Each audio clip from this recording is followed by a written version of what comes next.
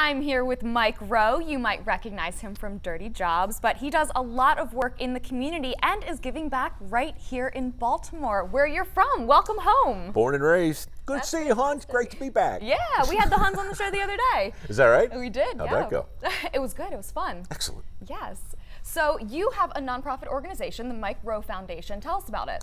It's actually called MicroWorks, MicroWorks. and it evolved out of Dirty Jobs back in 2008, and its main purpose was to, and still is, to shine a light on jobs that actually exist that most people don't know about or aren't excited about. So, you know, we always hear about big unemployment numbers. We always hear about, you know, dream jobs and stuff. But the truth is, right now, there are about 5.8 million jobs that are sitting there waiting for people who are willing to learn a skill that's in demand. So plumbing, heating, electric, so many different vocational type jobs that really are truly representative of genuine opportunities.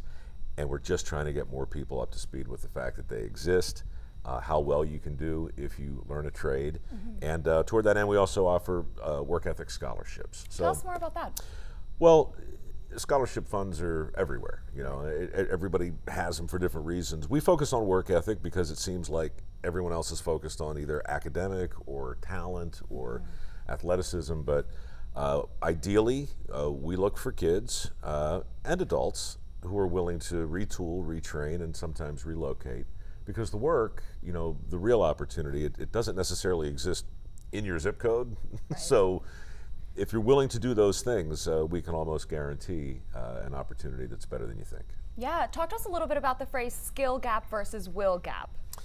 You know, I kind of made up the will gap just because I think that the skills gap is something we hear about all of the time. And it's just, the skills gap is the number of jobs that exist at any given time that require a skill that employers struggle to fill.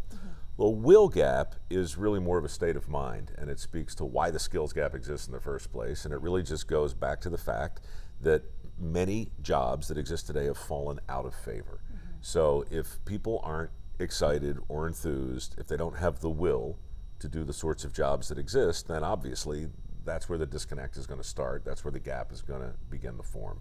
So that's why so much of what my foundation does focuses on PR. We want to make a persuasive case for the jobs that do exist. And then through the scholarship program, we really want to reward the kind of behavior that I think we all are trying to encourage. Right. And you're doing work right here in Baltimore with an organization called Project Jumpstart. Tell us about that. We do a lot of work around the country with small organizations that, again, don't get a lot of press. But Project Jumpstart is something I think that everybody in Baltimore should know about. And it's a program that can be copied all over the place. It focuses on kids and adults in the inner city and nonviolent offenders who want to go through a pre-apprenticeship program. So if you're a builder and you're trying to find skilled labor and you're having a hard time, you're in good company. These builders have come together in Baltimore and they've decided to pre-qualify, pre-train really men and women in the skilled trades. So it's a pre-apprenticeship program. It's been around 10 years and their statistics are incredible. They have a 75% stick rate at this point. So people who go through the program, get placed in a job, stay. So it's working. Yeah, which that's is unusual. Great. It is. So I know you've met with a lot of the people who are benefiting from these programs and from the organizations that the Mike Rowe Works Foundation works with. Are there any stories that are particularly inspirational to you that really stand out? They're all inspirational. I guess last year, Jumpstart had a gala, you know, and I came back to town. We're having another one this year, next month, in fact. I remember seeing a guy named Tyrone talk about the impact of the program, and he basically described where he was a few years prior, which was making $10 a day and essentially living on the street. Now he's a master electrician.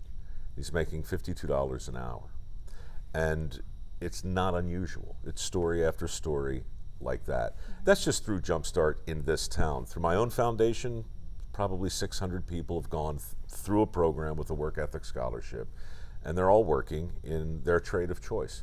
So there's there's no end to the proof. The trick is to tell the stories on behalf of these people, and hopefully reach parents and guidance counselors and other people who are sitting around thinking, is opportunity dead?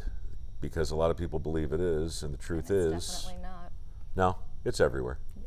Well, thank you so much for chatting with us today and for the great work that you're doing. Well, thanks for letting me sit on your very fancy sofa. It's beautiful. Of course, we loved having you. Thank you.